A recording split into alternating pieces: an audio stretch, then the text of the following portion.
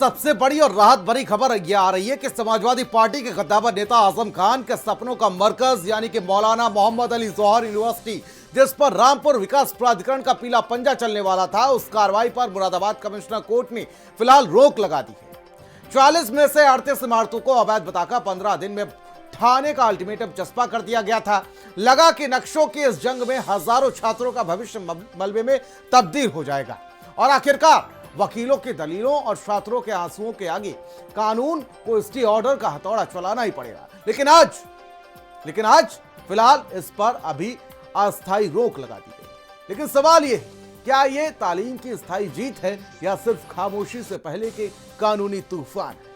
Report के जरिए दिखाते हैं आपको आजम खान के सपनों के मरकज की कहानी।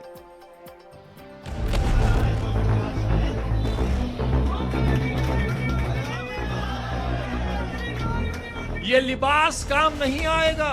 जमाना तुम्हें जाहिल और अनपढ़ देखना चाहता है, हिंदुस्तान के मुस्तकबिल का हिस्सेदार नहीं बनाना चाहता। अगर तुम भी अपने बारे में नहीं सोचोगे तो अब 7 समंदर पार से कोई तुम्हारा हाथ पकड़कर कलम देने वाला नहीं। जौहर यूनिवर्सिटी पर झुका प्रशासन, बुलडोजर कार्रवाई पर लगाई रोक। तालीम के मंदिर को कानूनी संजीवनी, फिलहाल जौहर बरकरार। आजम के सपनों पर फिलहाल नहीं चलेगा हथौड़ा। नक्शों की लड़ाई में फिलहाल तालीम की जीत। क्या बैकफुट पर आ गई इंतकाम की सियासत? उस शमा से हजारों लाखों शमे रोशन करना चाहते हैं। उस वली से दरखास्त है, वली दुआ कर दो कि लोग हमसे नफरत करना छोड़ दें। सियासत के विसात पर जब मोहरे बिछे तो लगा कि रामपुर की जमीन पर तालीम का सबसे बड़ा कत्ल होने वाला है। रामपुर में आजम खान के सपनों की लड़ाई फिलहाल मुरादाबाद कोर्ट कमिश्नर ने रोक लगा दी है। लेकिन सवाल है, क्या किताबों पर भारी पड़ने वाला इंतकाम थम गया है? क्या नक्शों की लड़ाई में छात्रों के भविष्य को बड़ी मोहलत मिली? क्या सपा के हल्ला बोल और छात्रों के आंसुओं की जीत हुई?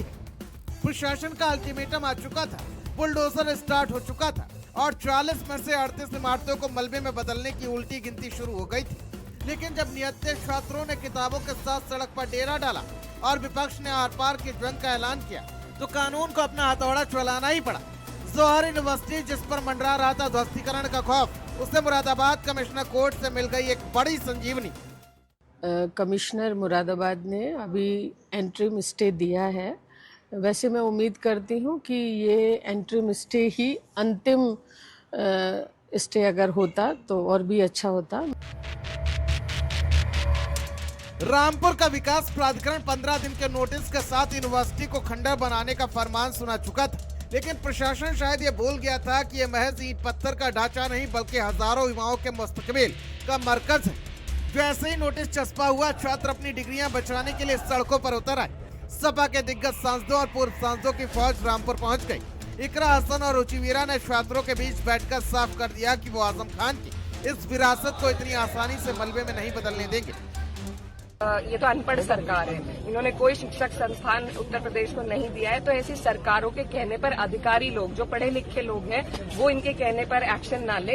यूनिवर्सिटी बनी है, कोई भी यूनिवर्सिटी अगर होती है उसमें हर वर्ग, हर धर्म, जाति का बच्चा पढ़ता है। तो आज रामपुर में ये जो धरोहर है, ये यूनिवर्सिटी जो है, इसको ना तोड़ा जाए।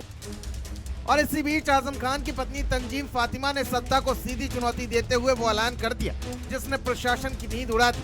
उन्होंने कहा कि अंतिम सांस तक हम इसकी लड़ाई लड़ते रहेंगे। देखिए, ये बिल्कुल आर्बिट्रेरी आदेश है और अलोकतांत्रिक है और एक तरह से छात्र हित के खिलाफ है। बस हम लोग अंतिम आखिर वक्त तक संघर्ष करते रहेंगे। सड़क पर संग्राम जारी था, लेकिन असली लड़ाई लड़ी जा रही थी मुरादाबाद मंडलायुक्त न्यायालय में।